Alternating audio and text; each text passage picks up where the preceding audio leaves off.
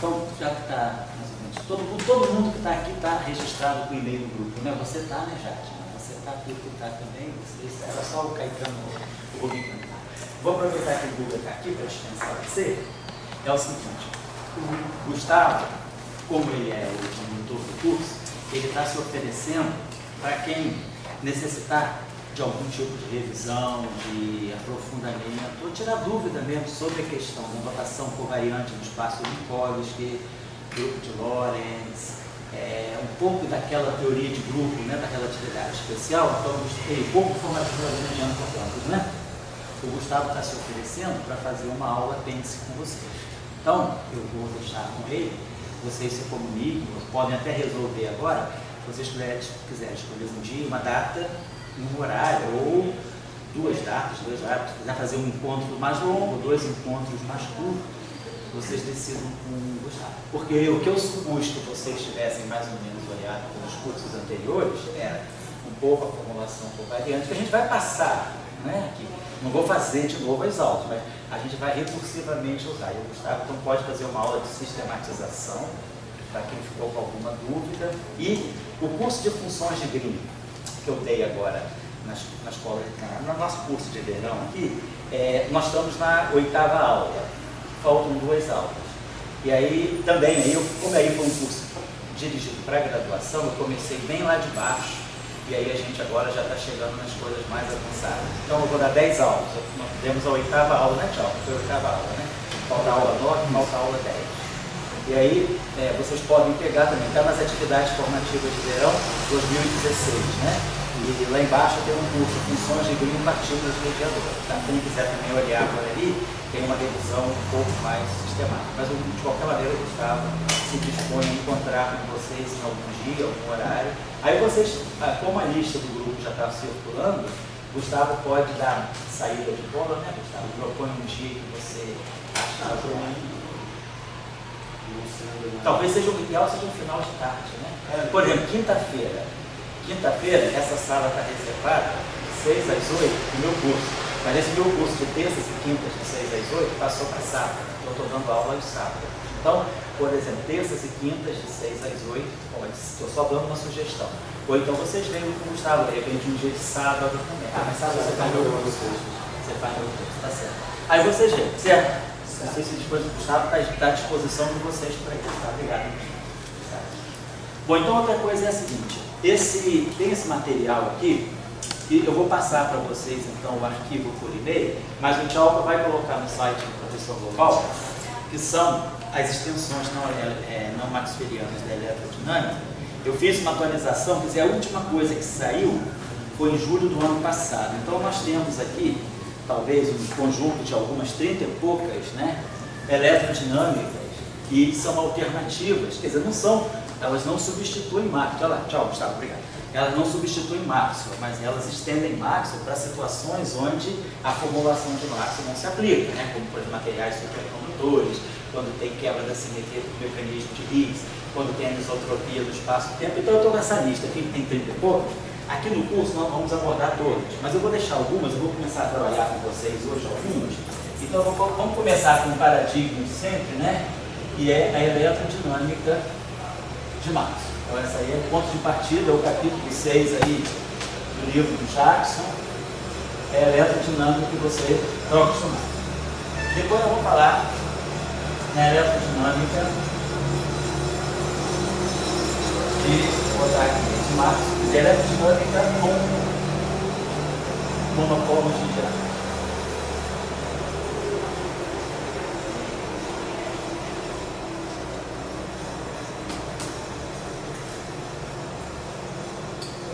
Eletrodinâmica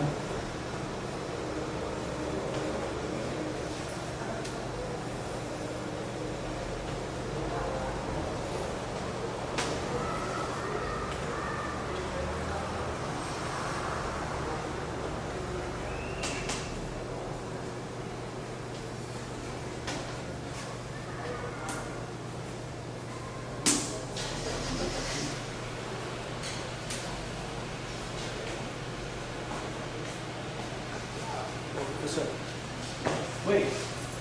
se quiser passar meu e-mail pro pessoal também. Vou botar aqui, né? É Gustavo ponto 45, não ponto? Não, não tem ponto não. É tudo junto, né? Gustavo 45. Você tentou com ele? Não, só depois de passar na sala lá, não tô jogando. Tá? Se quiserem mandar Vocês e-mail, podem dar a fica à partida aí, vontade. tá? Tá bom, Gustavo? Mas eu acho que seria bom você dar a saída. Que aí o pessoal se organiza melhor. Você dá a saída. Não, eu acho que é esse horário de... Tá? Por exemplo, terça, seria uma bola. buscar, porque você também está livre, né? É. Que não tem aula, a sala está ali, tá bom? Quinta-feira, por exemplo, para mim, quinta-feira é serviria esse horário. Serviria, 6 às 8? Seria top. Se vocês puderem. De qualquer maneira, a aula do Gustavo vai ser gravada também. Se alguém quiser assistir gravada, está gravada. Obrigado, Puga.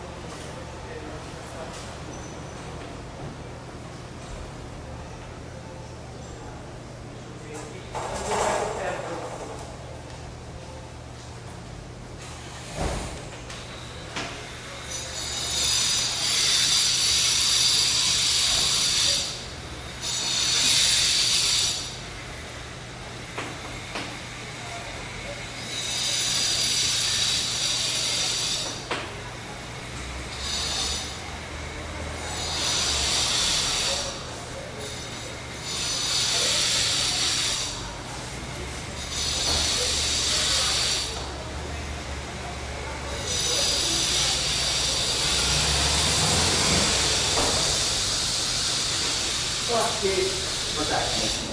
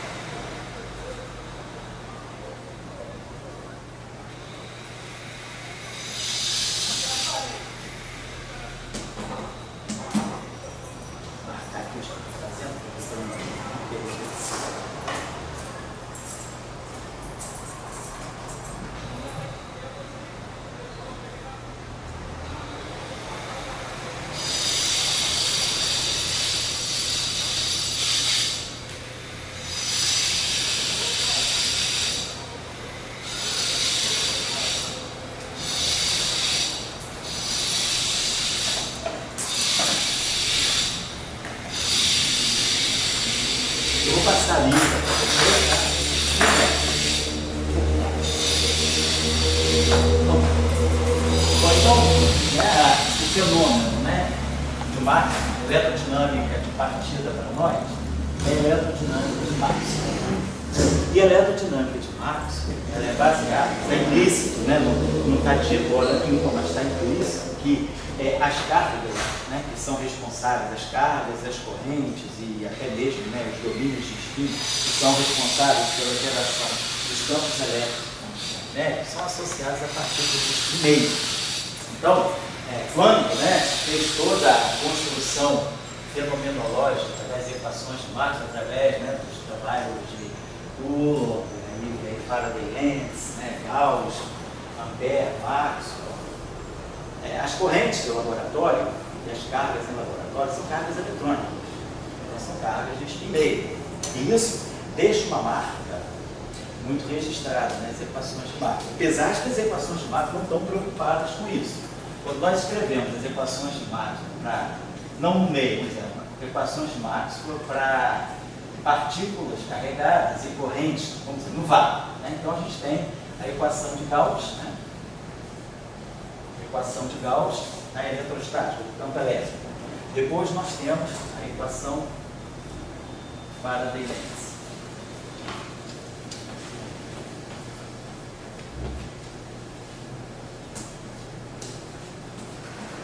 Também temos aí a equação de Gauss, do magnetismo.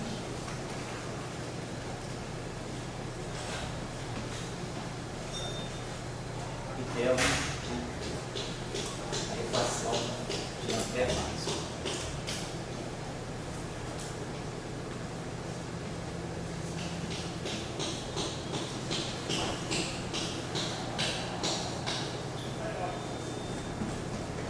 E a gente sabe que tem a equação de continuidade, né? A carga e a corrente.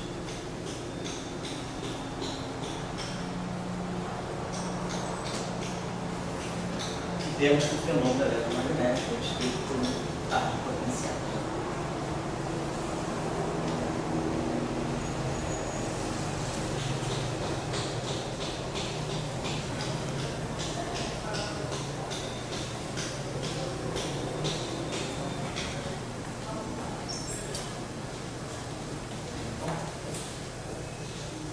Então isso aqui é a eletrodinâmica de Maxwell.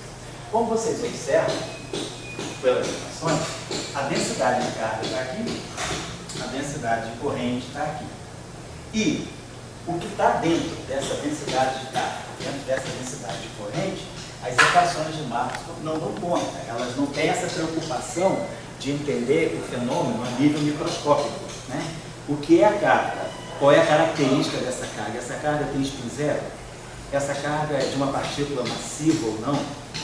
Essa carga tem spin 1, tem spin meia? Isso pode se refletir nas equações de Maxwell. As equações de Maxwell, da maneira como elas foram descritas historicamente, elas têm uma carga, uma densidade de carga cuja estrutura microscópica eu não conheço, e uma densidade de corrente. O máximo que eu conheço da relação de carga e corrente é a conservação da carga elétrica através dessa equação de continuidade.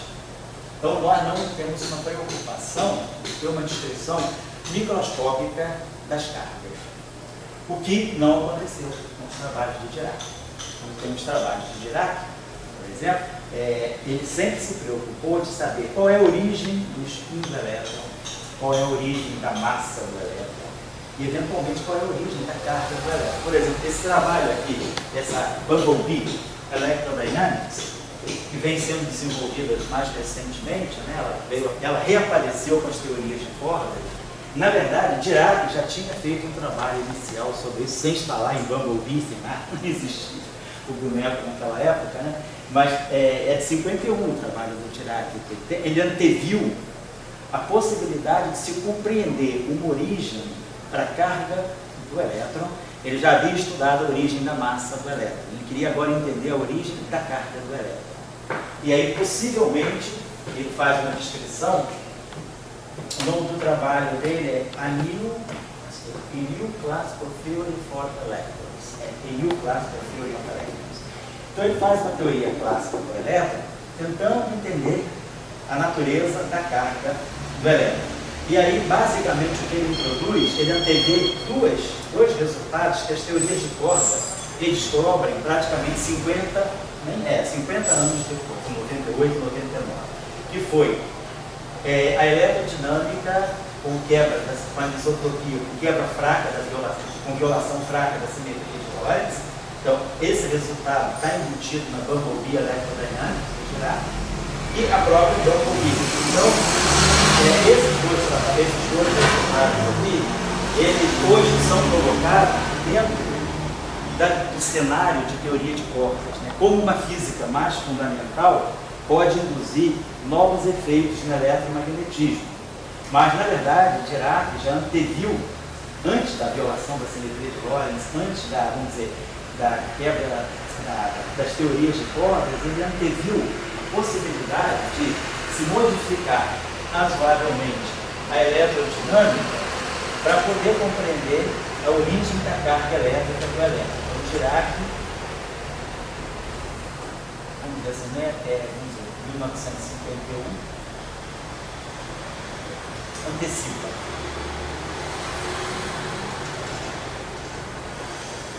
Em seu paper,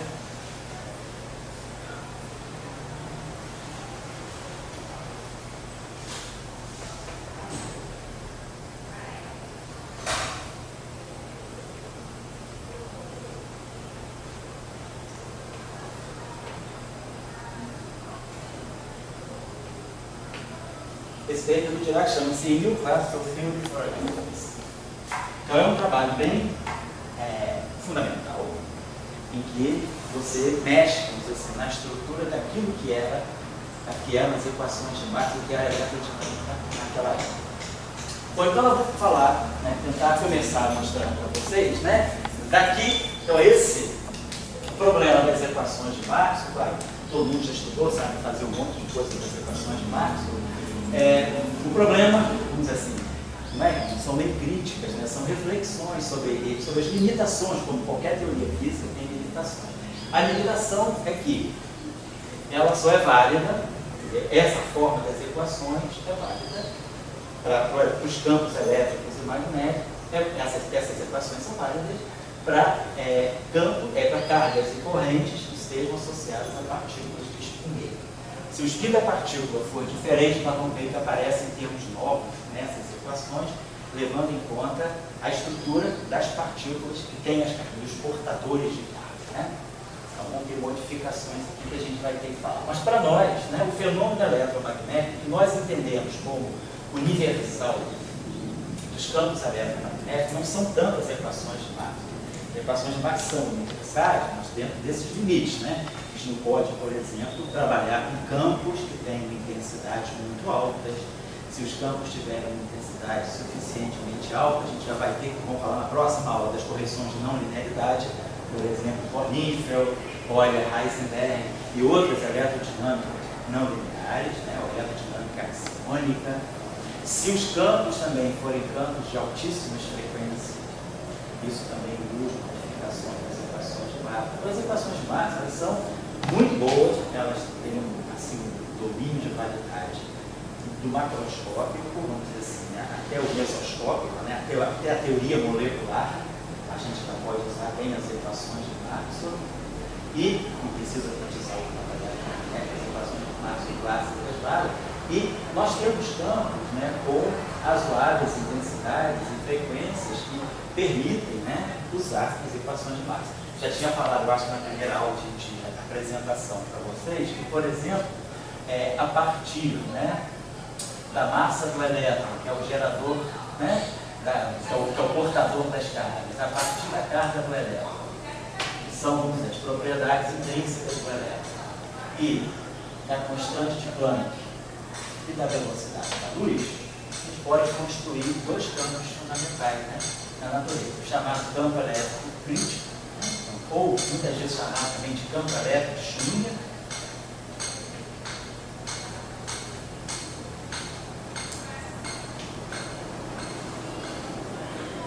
Esse campo é dado por termos dessas constantes fundamentais, é dado desse modo.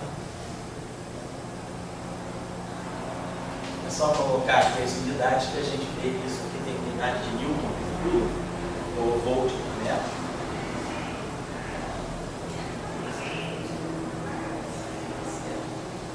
E depois, ou Newton por Coulomb aqui, uma coisa na Terra colocada.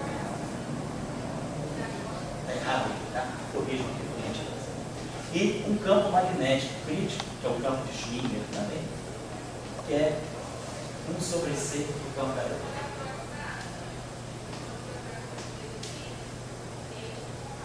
Então esse aqui é um campo que tem dimensão de 10. Aqui a ordem de grandeza na faixa de 10 a 17 newtons por coulomb, volt por metro, e aqui está na faixa de 10 a 9 teslas. Então, para campos elétricos e campos magnéticos que superem essas intensidades de campo aqui, a gente já começa a ter desvios de não linearidade nas equações de Marx. E aí as não linearidades dão vários fenômenos interessantes que estão sendo estudados hoje em dia, sobretudo em conexão com a astrofísica. porque também a astrofísica trabalha com essa astrofísica de raios gama, né? Raios gama altamente energéticos, que tem uma frequência muito alta, né? Frequência na faixa dos 10 a 25, né? 10 a 24 Hz, e aí as equações de Maxwell precisam ser não lineares. Então, esse panorama aqui é um panorama, vamos dizer, muito bom para a gente ser introduzido ao fenômeno eletromagnético. Mas hoje em dia, né, com o nível de precisão que nós temos, tanto na matéria condensada, quanto na física de partículas, quanto em astrofísica, a gente já começa a ter espaço para estudar correções e conseguir não só ter estudos teóricos, mas também resultados experimentais sobre os desvios das equações de Maxwell. Então, aqui dá. Tudo, por exemplo, se a gente pegar o capítulo 6 lá do livro dos Jacques, estudar as equações, tirar transporte de energia em momento, vetor de fonte, vetor de energia em momento, vetor de tensões, tirar propagação de onda, tudo isso está feito, vocês viram por aí afora. É coisa do passado. Então, eu não vou fazer isso com as equações de lá. Vamos tentar fazer estudos paralelos, né, para essas variantes aí do sistema maxwelliano. Então, calcular a configuração de campo, mas que me interessa aqui, ficar calculando o campo de um tambor carregar, coisas assim, isso aí está aí nos livros, isso aí é coisa também do passado. Né? Isso aí é cálculo de função especial. Equação é problema de contorno e equação diferencial parcial. Né? Isso não está interessado, a gente vai ter que fazer isso ao longo do curso em alguns casos, mas isso não é objeto de estudo, eu não vou perder um capítulo, né, 3 horas de aula falando sobre isso, são coisas que vocês basicamente já viram na graduação. Então a primeira tentativa de modificação veio bastante tempo atrás, né, com Dirac. Quando Dirac quis, qual era o problema que Dirac estava interessado em estudar lá na alvorada da eletrodinâmica, né? Em 1925, descobre-se o Instituto do Elétron, né? Então, em 1928, Dirac estuda a equação dele, propõe a equação do Dirac para descrever, né, o elétron do ponto de vista da relatividade da mecânica quântica, e ele começa a se interessar por um problema muito simples, né? Até então, vamos colocar em sincronia com Dirac, nós estamos falando de 1930, basicamente. Em 1930, Dirac escreve o famoso trabalho sobre o próton.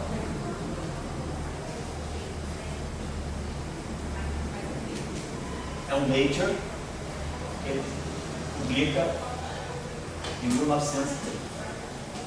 Lembrando que em 1928 ele já tinha estudado, né? Antes disso, ele tinha estudado, né?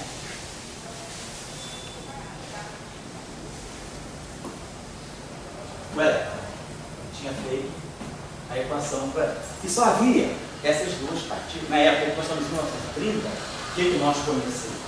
Nós conhecemos o elétron, conhecemos o próton, que havia sido descoberto em 1919, conhecemos o fóton, que veio um experimento de Compton em 1924, e basicamente, né, era elétron, próton e fóton. Não se tinha ainda o nêutron, que apareceu só em 32, e nem neutrino. O neutrino aparece em 1930. Vamos dizer, a gente aqui entra já a ideia do neutrino postulado, a partícula postulada.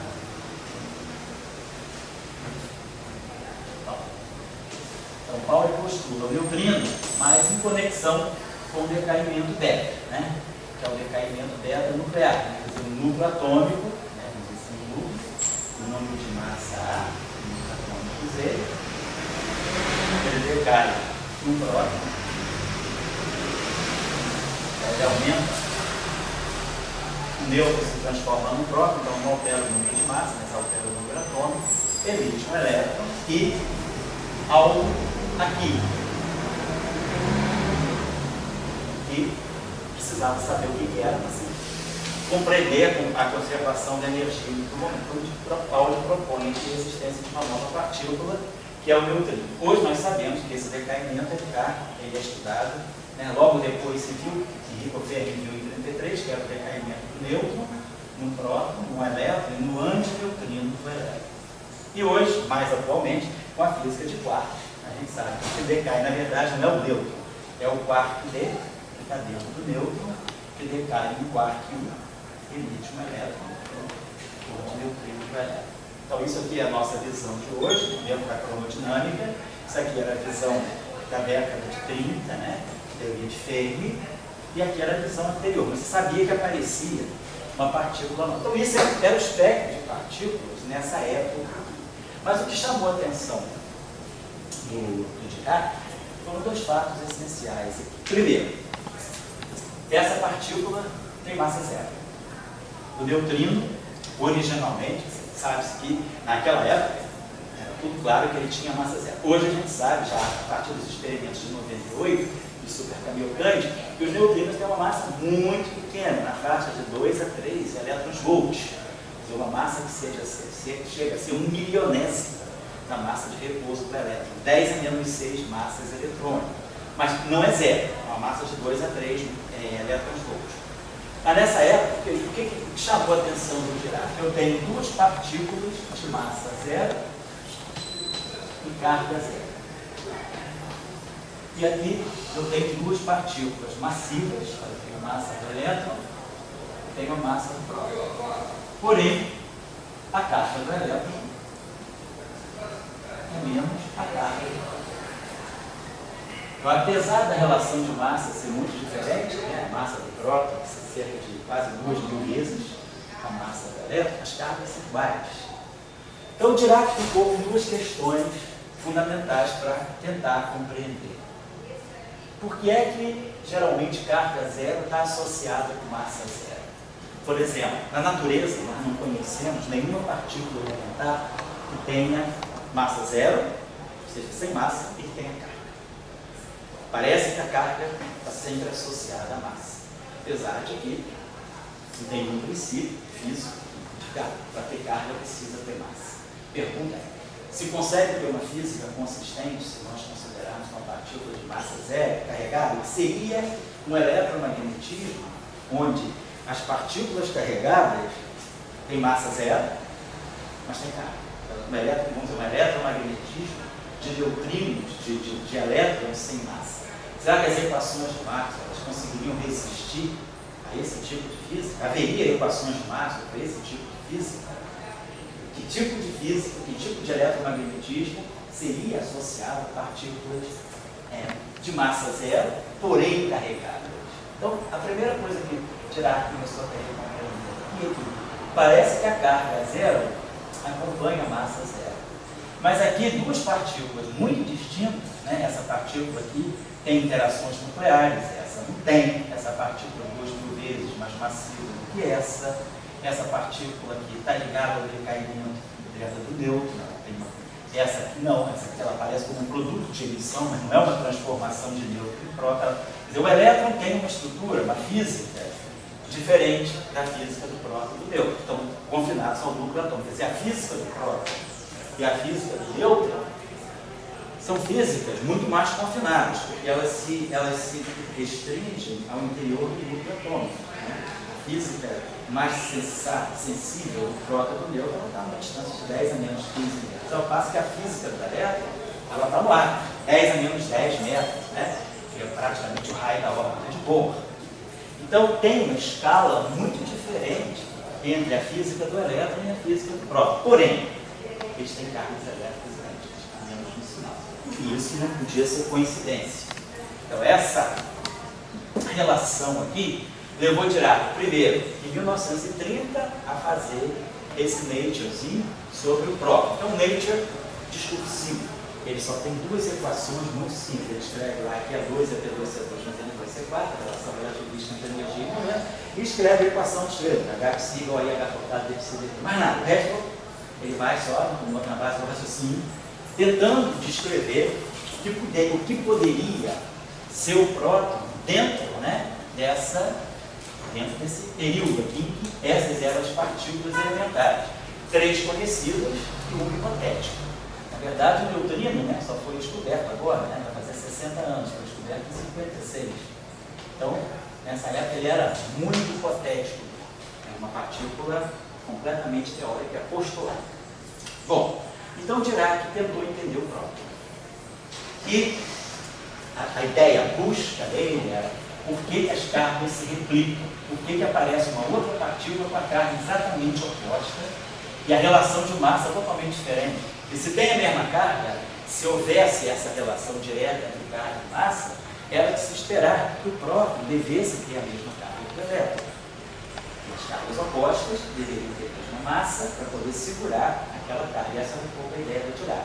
Daí ele começou a pensar na questão da antipartícula. Apesar de que nesse trabalho, né, ele só coloca essa questão de uma maneira muito subliminar, muito escondida, lá no último parágrafo do Nature. Então ele leva que poderia ser que houvesse um antielétron, né, porém com uma massa muito mais alta, poderia estar em estado excitado. Uma massa, né, do ponto de vista da relatividade especial, uma energia de repouso. Então poderia ser que houvesse uma estrutura interna que tivesse uma configuração, né, com uma energia de ligação muito mais alta do que a energia de ligação que dá a massa do elétron. Então essa foi a colocação de Dirac. Aí Dirac vai para 1931, sempre movido por essa questão, né, por essa aparente coincidência entre as massas do elétron e próton. E aí ele faz aquele famoso, o famoso Proceedings of the Royal Society.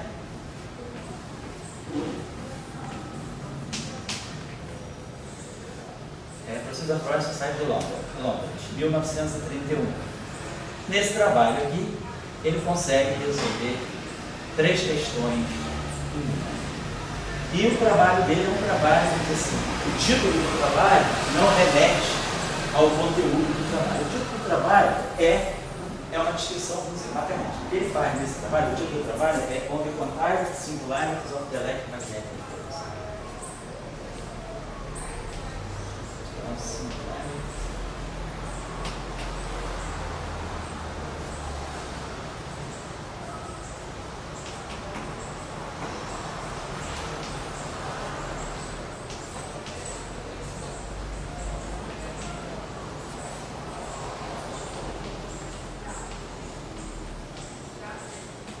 Onde encontrar as singularidades ao telefone. Nesse trabalho, ele faz 3 questões. Ele compreende, né, a quantização da carga, de uma certa maneira, ele resolve o problema da quantização da carga. Ele prevê os monopolos magnéticos.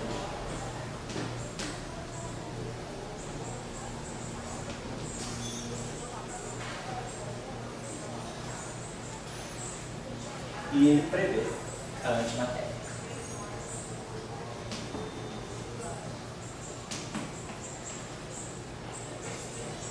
Ou seja, ele prevê a existência do pósitron e prevê a existência do antipróton. O próton foi logo descoberto em seguida, em 1932, né? O que foi o cacife definitivo da teoria dele. Mas o antipróton só veio no mesmo ano que o neutrino, 56, 60 anos da descoberta dos antiprótons. Mas Dirac remete ao campo eletromagnético essas propriedades que ele queria entender da matéria. Então, ele consegue relacionar a quantização da carga, a existência de monopolos magnéticos, e a quantização da carga e a existência de monopolos magnéticos faz com que ele preveja a existência de antimatéria.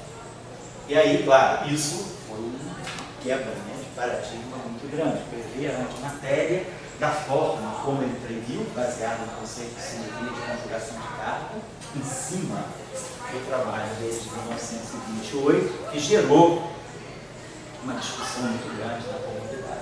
Discussão mesmo, né? Assim, discussão a ponto de a comunidade se rachar, mais assim, 80% considerando o Dirac lunático e 20% aceitando que pudesse ter alguma coisa, inclusive esses grandes opositores da Dirac, foram Pauli e Heisenberg, que diziam que a física de Dirac era antifísica, previu antimatéria, mas ele fazia antifísica também.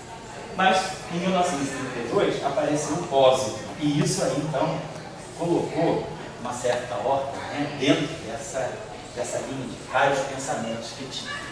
Então, Com isso, Dirac, tentando entender a natureza realmente do campo eletromagnético, ele consegue ligar a natureza do campo eletromagnético das partículas às próprias partículas. Então ele começa a ver que o campo eletromagnético pode ser uma forma de você ter uma radiografia da própria partícula, do interior da partícula que está gerando aquele campo. Então ele começa a partir do ponto de vista, né, de que realmente as equações de Maxwell, elas não contam toda a história.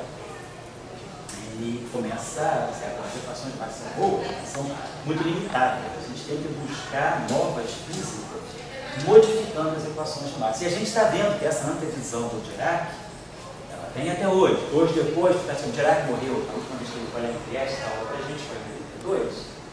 Ele morreu em 84. Em 82, né, no curso de 78, ele trabalhou um pouco conosco a questão de monopolo, porque foi quando, em 78, houve indícios de medição de monopolo magnético como partícula, não como configuração de matéria condensada, como se mediu agora, mas como partícula, estava muito ligada ao monopolo magnético. Em 82, ele já sabia, né, já conhecia a supersimetria, ele começou a ver que era interessante buscar pelas equações de Maxwell, através de modificações das equações de Maxwell, que são uma física muito razoável, a gente poderia estar talvez tendo indicações de físicas que podem estar muito distantes de nós. Por exemplo, indicações da gravitação quântica, indicação de uma física além da unificação, além do modelo unificado. Então, essas antevisões de Dirac, de 82, né? Em 82, a teoria de cordas ainda não estava nem... O grande acontecimento das teorias de cordas aconteceu em 84, o ano que ele morreu. Justamente ele morreu em abril e a explosão das teorias de cordas foi em setembro.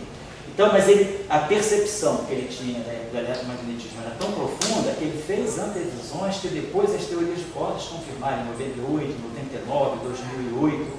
A gente tem tido uma série de resultados vindos de uma física mais fundamental, ou de gravitação quântica, ou de teoria de cordas, né, supergravidade, que vão mexendo com as equações de Maxwell. Então, a gente pode ter aqui no nosso mundo das equações de Maxwell efeitos que podem ser desvios das equações de Maxwell induzidos por uma física que a gente está tentando descobrir a um nível de energia muito, muito mais alto do que o nosso, muito distante da nossa física.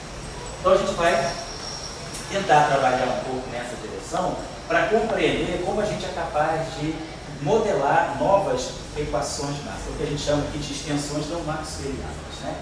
Então a primeira extensão não maxwelliana é a extensão de Dirac, para incluir os monopolos magnéticos, baseado no paper dele de 1931. Então, nesse paper dele de 1931, ele modifica as equações de Maxwell, aqui, né? E hoje a gente sabe que monopolos magnéticos, né, como partículas elementares, ainda não foram descobertas, mas como estruturas compostas em física de matéria condensada, a gente sabe que a gente tem monopolos magnéticos, têm sido feitas muitas experiências, e os monopolos magnéticos começaram a ser descobertos em 2009, com os gelos de spin, depois teve outros processos em que foram descobertas correntes, né, correntes magnéticas de monopolo magnético, não correntes elétricas, mas correntes magnéticas de monopolo magnético. Então hoje já existe assim, um consenso bastante grande sobre monopólios magnéticos em física de matéria condensada. Bom, em física fundamental, a ideia de tirar que os monopólios magnéticos eles modificassem a equação de Gauss, né? Vamos pegar aqui as equações de Gauss instantinho, para a gente transformar aqui.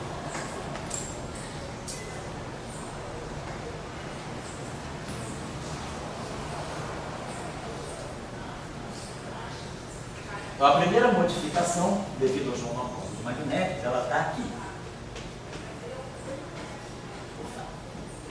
Na divergência de B, que a gente teria aqui, vamos dizer assim, uma carga magnética. A divergência de B deixa de ser zero. E o rotacional de B. Então, como a gente teria aqui, né? Deixa eu botar aqui para vocês, né?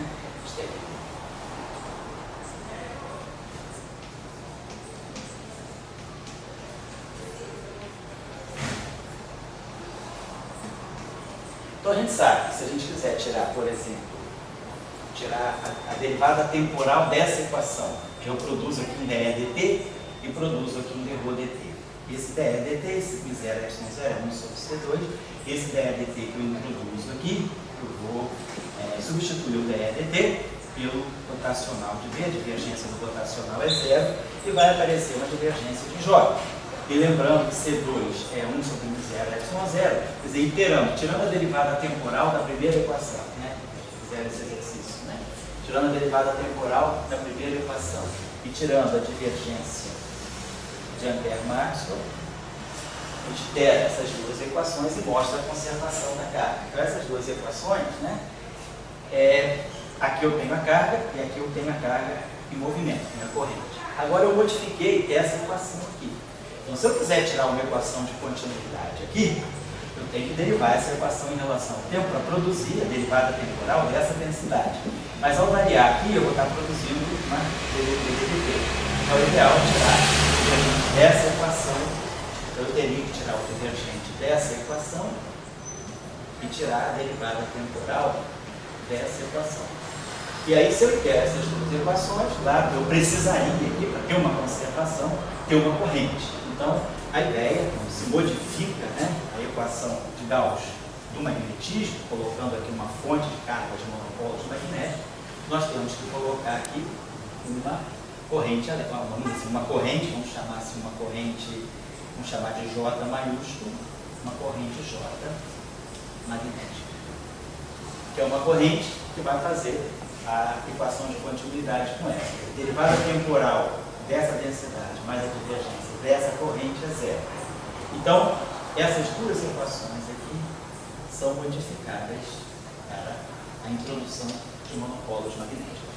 Então, claro, um exercício que eu não vou dar para vocês, que é um exercício bastante assim, não estou usando nada trivial, mas um exercício conhecido é, por exemplo, tirar o potencial vetor induzido por um monopolo magnético. Claro, P é rotacional de A. Então, o que Dirac fez quando ele justamente estudou as singularidades do campo eletromagnético, ele descobriu uma nova categoria de singularidade, que era aqui, a divergência do rotacional não é zero. Divergência do rotacional de A é essa carga magnética. Então a gente sabe lá do cálculo, na teoria do cálculo N, né, que quando nós temos funções, né, de N variáveis, né, eu preciso ter essa relação, derivada em relação x, derivada em relação a xj, de uma certa função f, é igual a derivada em relação a xj, a derivada em relação a x da mesma função, quer dizer, as derivadas comutam se a função tiver derivadas segundas contínuas. Então f tem que ser a controle da classe C2 é que é derivada em segundas contínuas. Um pouquinho mais do que isso, mas... Se você quiser fazer um leve seminário sobre isso, semana que vem está exótico.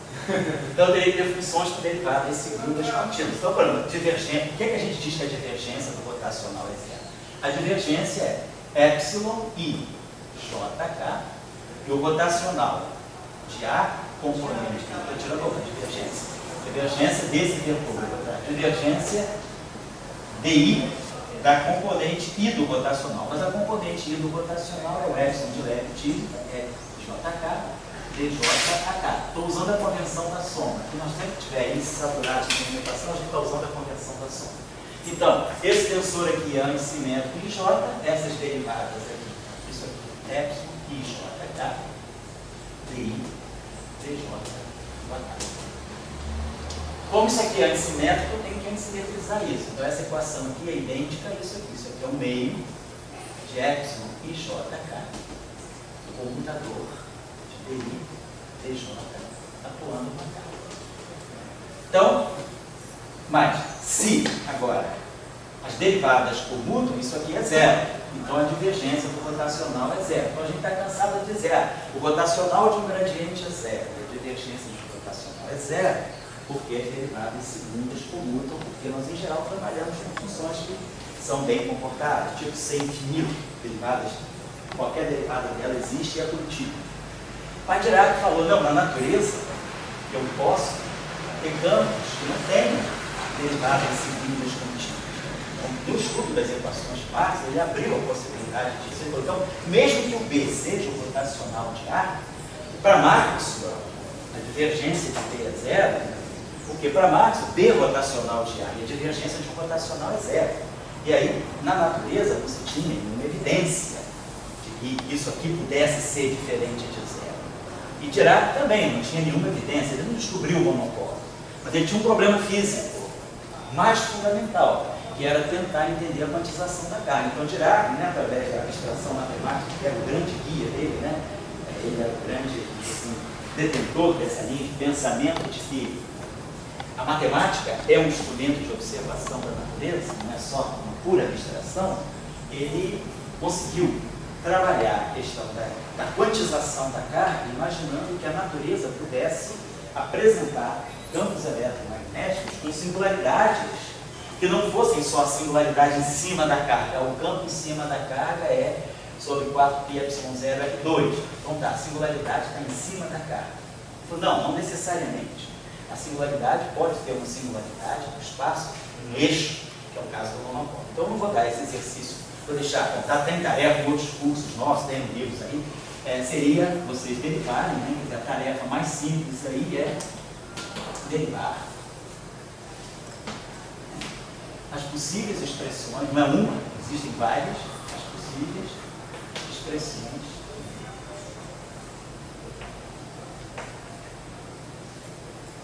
do potencial A gerado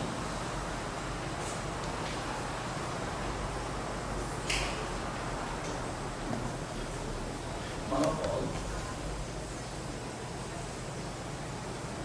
magnético multiforme. Então, basicamente, o que a gente vai querer resolver vai ser essa equação aqui. B, a divergência de B,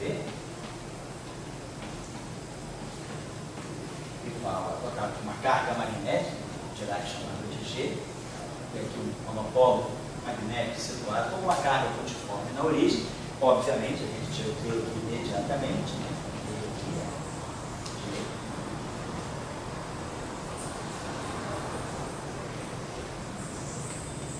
E aí agora, isso aqui é o rotacional de A. E aí vocês têm esse problema em coordenadas esféricas. Quem conhece o rotacional vai tirar o potencial. E aí vocês podem tirar os potenciais magnéticos, os tipos, os vários potenciais magnéticos. Há uma ambiguidade, e essa ambiguidade está associada à simetria de Gauge. Há uma ambiguidade nesse A. E aí isso aí depois trouxe uma série de discussões interessantes em física ali.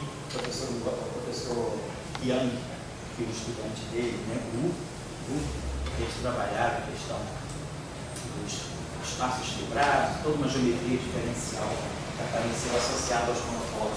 Então tem aqui, vocês devem conhecer essa expressão do potencial, uma das expressões que vocês acham, essa aqui, potencial vetor, e o rotacional dele é radial.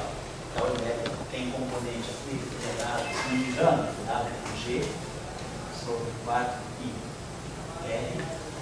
Aqui pode aparecer 1, mais ou menos, cosseno de θ. Θ é a coordenada azimutal esférica sobre seno de θ.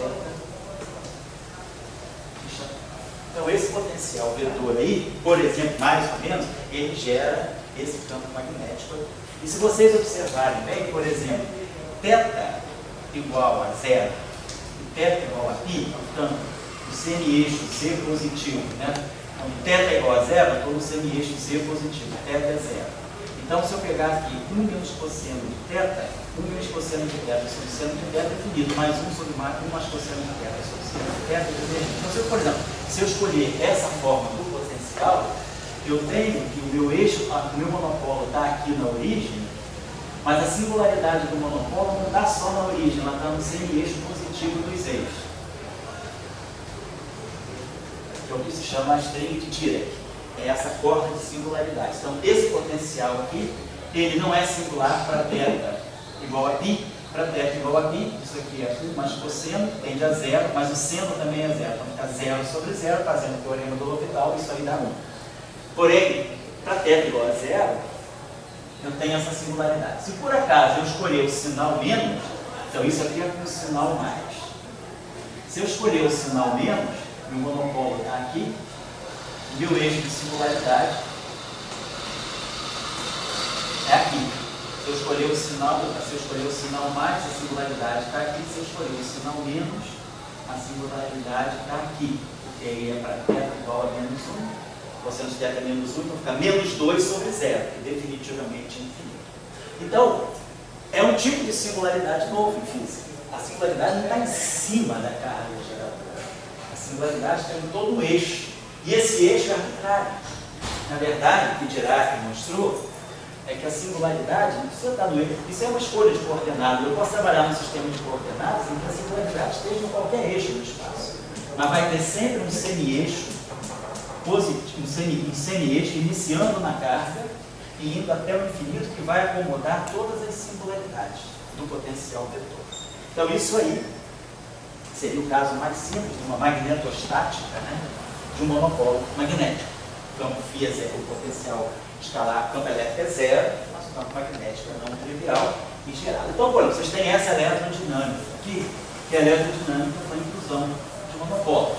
Por exemplo, um bom exercício para se fazer aqui é tirar a força de Lorentz. Como é que fica a força de Lorentz em cima de uma carga? A força de Lorentz em cima de uma carga é a carga vezes o campo elétrico, mais a carga, velocidade, vetor magnético. Né? A força de Lorentz elétrica, né? Em cima de uma carga elétrica, vamos colocar assim a força, né? De Lorentz experimentada com uma carga Q, ela é dada por QE mais D.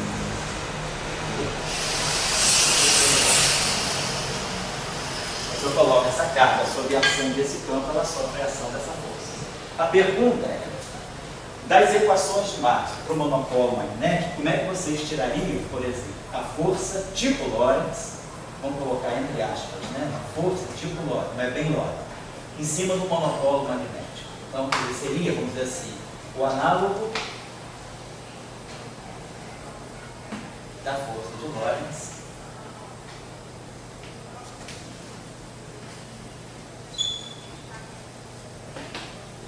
atuando sobre monopolos magnéticos.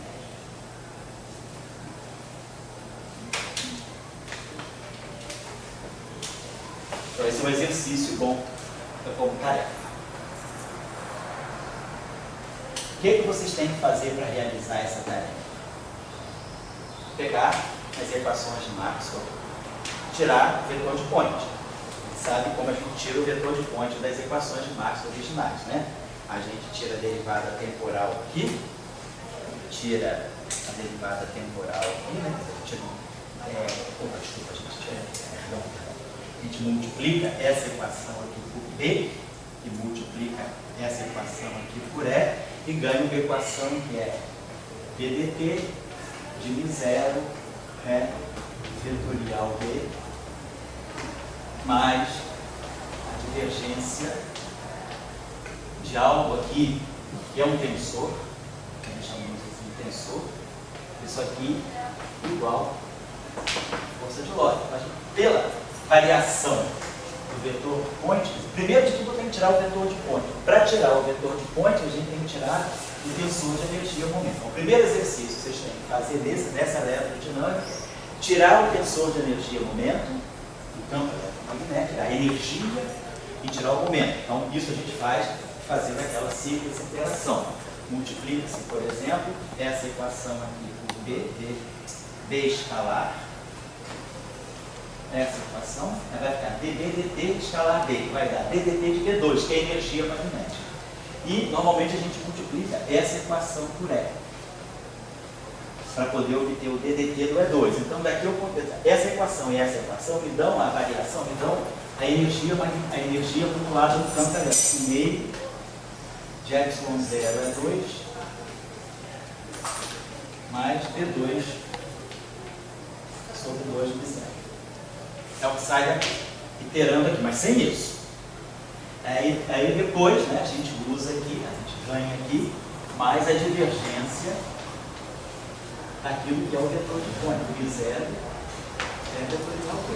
Então, trabalhando essa equação, trabalhando o máximo, a gente pegar as equações de máximo do vácuo, 0, 0, 0, 0, a gente ganha essa equação. Então, eu vejo que isso aqui é a forma do transporte de momento, isso aqui é a variação da energia, por continuidade, isso aqui é o momento que entra ou que sai num certo volume. E aí eu interpreto isso aqui como vetor de cônico, o momento carregado pela onda eletromagnética. Mas agora, a derivada do momento é a força. Então, do momento que eu calcular a derivada temporal disso, eu vou estar tirando a densidade de força que é gerada, que é dada por ela, devido a essa interação. Então, se você, a tarefa é essa, usar agora essas equações completas, que aí vocês vão ganhar nesse exercício, vocês vão ganhar não só a força de Lorentz associada aqui, a densidade de força atuando em Rho e em J, como também vocês vão ganhar a densidade de força atuando aqui em Rho. Então vocês vão tirar de novo a força de Lorentz e vão tirar a força magnética. Então esse exercício, como é um exercício de manipulação, tá, eu não vou fazer, porque eu não vou ficar fazendo identidade tutorial aí com vocês já suponho que saibam, se não sabem, façam uma revisão, mas eu parto do pressuposto que isso está em vários cursos nossos, por exemplo, na iniciação científica, tudo é álgebra vetorial. Então não vou perder muito tempo nisso. Então, esse exercício poderia ser, então daí tirar a densidade de energia, densidade de momento, tirar a força magnética, por exemplo. Seria uma primeira abordagem. Segundo também, interessante, né, verificar por que é que essas equações são invariantes relativistas. Outra tarefa que vocês podem fazer nesse exercício aí é estudar, né, comprovar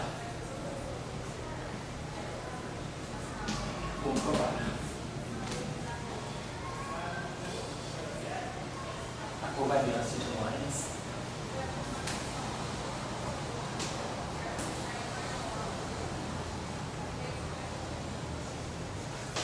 nestas equações.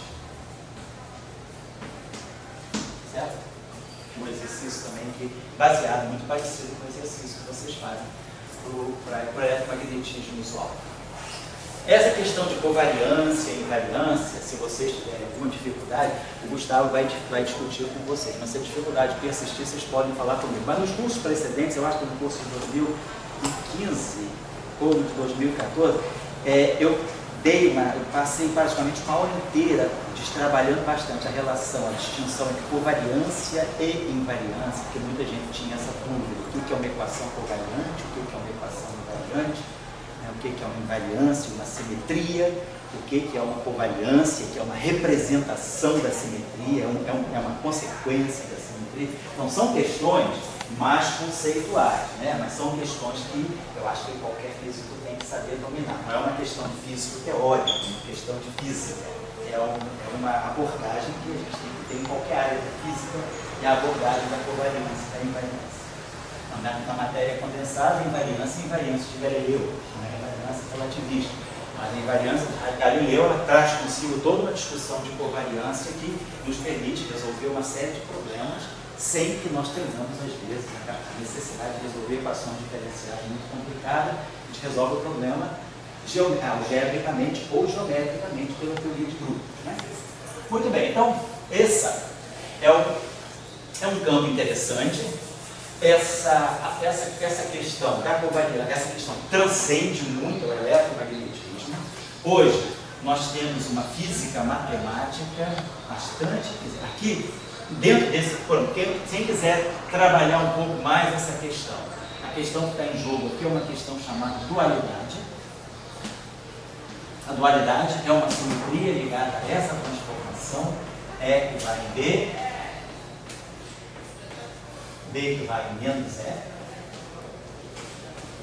e correspondentemente as simetrias que trocam as correntes e as cargas. Então eu consigo passar por uma transformação chamada de dualidade das equações de E para B e de B para E. Isso aqui é uma coisa muito interessante que agora na década de 90, né, a partir de 1996, né, trabalhos. Cyber-Meeting.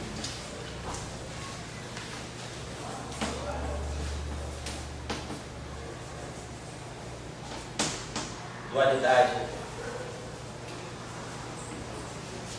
em teorias com monopolos.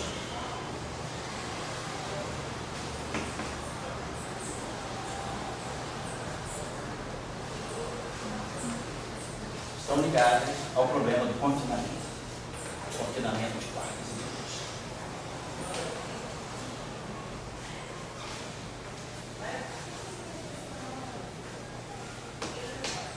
Então, uma questão bastante profunda, de 96, isso aí emergiu bastante fortemente na literatura, teve um pico até 2000 e depois, como todo em física, a moda também passa. Ele que se pensava que fosse resolver com esse estudo de dualidade, não se conseguiu, mas se vê um avanço grande na tentativa de compreender o confinamento de quartos e grupos.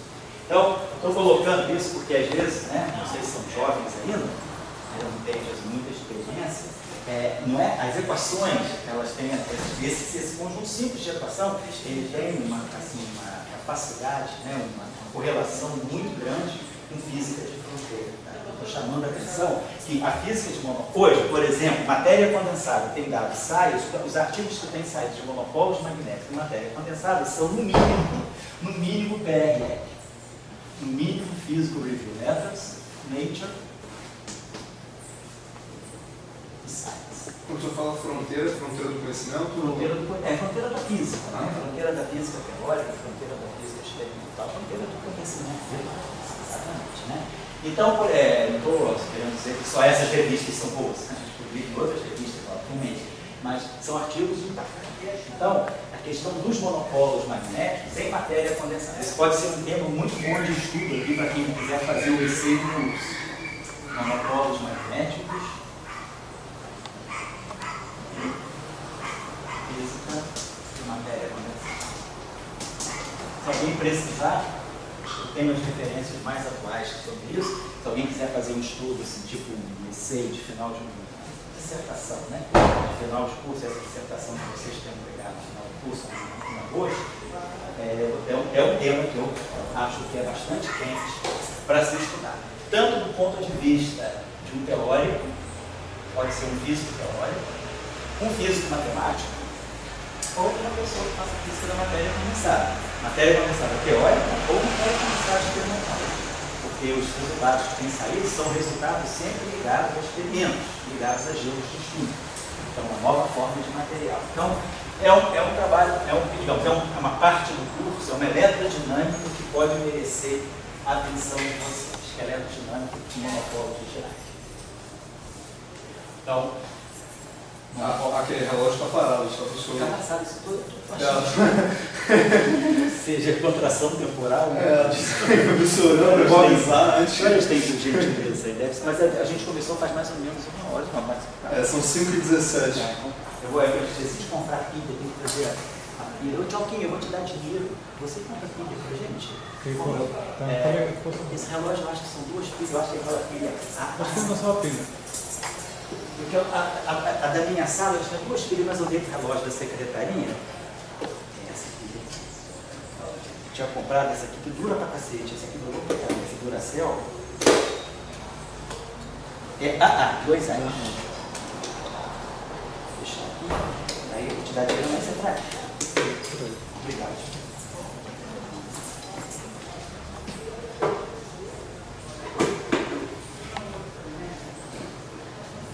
Uma pergunta agora está funcionando. Você deu energia para. Agora você botou não sei, um pouquinho. Daqui a pouco ele para. Tchau, você mora por aqui, né? Sim.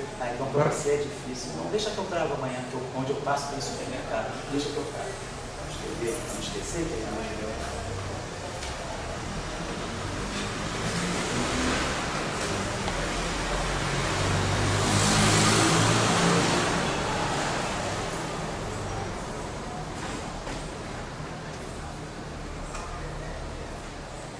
Olha, então. Oi. Tem uma pergunta. Foi não. Você, quem mais? Alguém tem mais perguntas? Só você tem dia pegar aqueles 2 itens ali mesmo? Oi? Você falou que eu esqueci. Não, podia não. Tá aqui, obrigado. Desculpa aí. Pode falar, por favor? Por que eu tenho que continuar pensando que o campo magnético é igual ao rotacional de um potencial vetor? Você também pode partir para falar sobre isso. Um instantinho só. Já vou lá.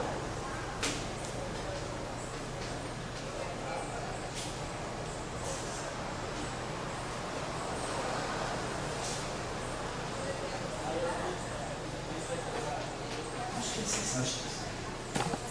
Bom, a pergunta é, já que tem monopólio magnético, por que eu não posso, então, mudar a definição do campo, né?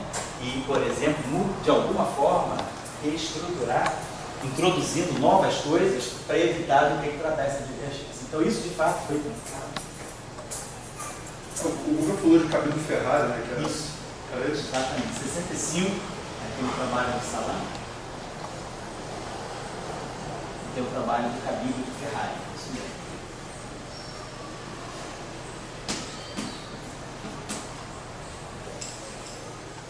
Eles fazem a descrição do campo magnético modificando o setor de potenciais. Então, eles, tentativa, né?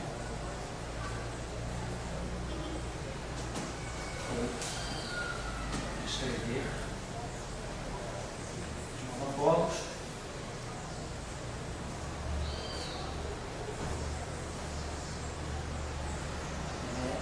Vamos dizer, intervindo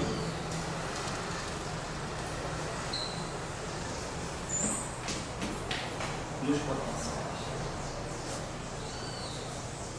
Então, ao invés de manter, eles propunham que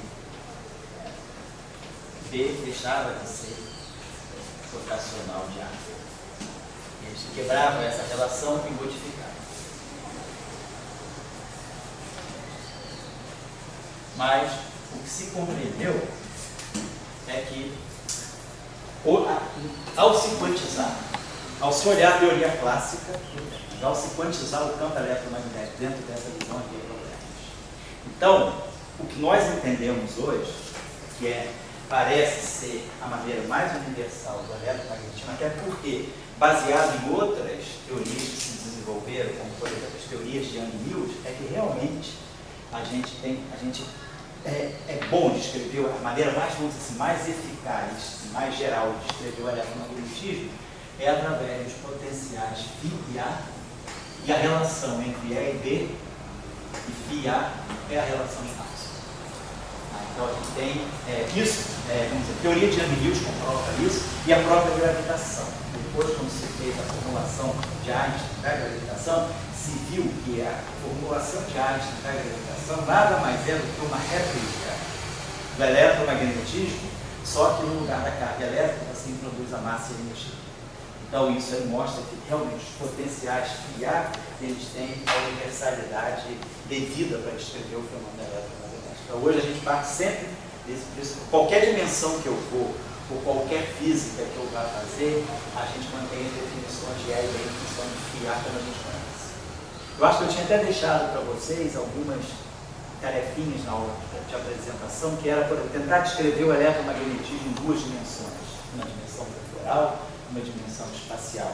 Tentar descrever o eletromagnetismo no plano, uma dimensão temporal, duas dimensões espaciais. E depois tentar descrever o eletromagnetismo em 5 dimensões, uma dimensão temporal e 4 dimensões espaciais. Alguém pensou sobre isso? Alguém se debruçou para pensar na questão? Mesmo que eu não tenha feito, alguém pensou sobre isso? Eu estava tentando fazer só uma delas. Qual foi? A do plano. A do plano. Mais duas. Tá. Vamos falar sobre isso. Não, antes do senhor falar de dimensionalidade, deixa eu tirar duas dúvidas. Uma que eu não me lembro, eu já perguntei isso, mas eu não lembro a resposta. Quando você fala de ter um monopolo magnético e você associa o fato do rotacional não ser mais zero, aí você colocou o problema então numa descontinuidade. Divergente, que você diz. Não, divergente. Você colocou o problema numa descontinuidade na derivada segunda, possivelmente, do potencial vetor. Agora que eu fiz essa pergunta dele para o Guga, ele respondeu falando de Cabelo Ferrari, e a segunda que eu fiz que eu não lembro a resposta é: se eventualmente tem uma descontinuidade na derivada segunda, ou poderia até aparecer na primeira, quem sabe, quando você escreve a equação de onda para o A, você está escrevendo derivadas segundas ali. Isso. O que a gente espera então? Se a gente tem uma coisa que está se propagando, a priori tem uma descontinuidade na propagação. A gente não detectaria alguma coisa acontecendo estranha na propagação? Poderia detectar, né? Você tem aquelas frentes de onda, só que a questão aqui é a seguinte: a equação de onda, se você escrever um sistema de coordenadas em que o laplaciano é d2 dx2, você não tem mistura de coordenadas, você não tem que comutar derivadas, então você não vai ver isso. Essa descontinuidade ela aparece quando você comuta duas derivadas distintas, dx com dy, dy com dz, dz com dx. Quando você tem dx ao quadrado, dy ao quadrado, dz ao quadrado, você não tem problema. Então você teria que, se você for com um sistema de referência em que você tem um laplaciano que não seja mais diagonalizável, mais diagonal nas derivadas segundas, aí você pode ter problema. Mas aí você tem que criar uma ordem para poder você estudar a propagação. Você teria dx, dy é uma coisa, dy, dx é outra coisa. E outra coisa, normalmente quando você fala da equação de onda, você está falando da equação de onda livre. E aí se você está com a equação de onda livre, você não vê esse problema. Você está imaginando que você está no ar. Né? O problema é quando você tem frente. Se você estiver estudando a onda livre, você não tem problema. Certo? E a segunda era, se você mudar a definição de um potencial vetor, se a gente também não seria capaz de detectar numa anomalia tipo aquela que o senhor tinha falado de pode. Aramov-Bon. Por exemplo, Aí você você poderia buscar experimentos, sempre você pode buscar experimentos que possam te dizer se você está tentando propor uma boa família de potenciais. Você tem experimentos que você pode fazer para testar novidades, quer dizer, extensões que você possa fazer no dias, você pode propor algum experimento que vai dizer se você está na direção certa ou não. Se você quiser introduzir uma nova classe de potenciais, se quiser verificar se isso é factível do ponto de vista experimental, você pode fazer a tua discussão teórica, fazer alguma proposta experimental e verificar. Isso é possível. Só que o problema é que às vezes você esbarra, você pode ter uma descrição clássica boa, mas uma descrição quântica ruim. O que a gente tem que pensar é que depois de dentro de certos limites, a descrição clássica está muito boa. Mas se você quiser falar de uma física mais fundamental, você tem que pensar na quantização do campo. E aí você pode ter problemas. Não é uma questão simples. Tudo isso que você está falando são questões abertas. Tem muita coisa a se trabalhar sobre isso. Muita coisa que a gente não conhece. Então tá, quem quiser também dar uma olhada, quem quiser fazer alguma coisa sobre monopólios magnéticos, certamente vai passar, quer dizer, a ordem construtiva de monopólios magnéticos a dica construtiva é pegar o Dirac de 1931, depois pegar o Dirac de 1948, depois pegar o Dirac de 1952, depois pegar o Salão, pegar o Camilo Ferrari,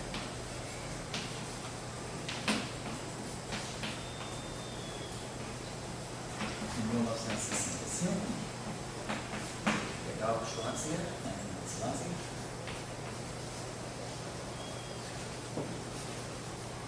de 1965.